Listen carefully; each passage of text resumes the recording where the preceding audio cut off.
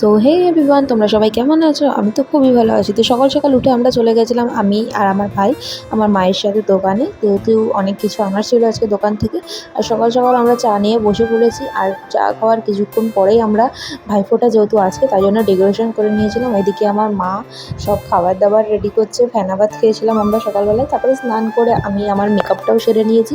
আর এই যে শাড়ি পরে নিয়েছি, কেমন লাগছে আমাকে অবশ্যই তোমরা কমেন্টে জানিও। আর খুব বেশি একটা মেকআপ করিনি, কারণ সেদিন খুব পরিমাণে গরম পড়েছিল। আর আমরা ভাইফোঁটার থালাটাও অলরেডি সাজিয়ে নিয়েছি। দেখো, এখানে 5 রকম মিষ্টি ছিল আর সব জিনিসপত্রগুলো ছিল।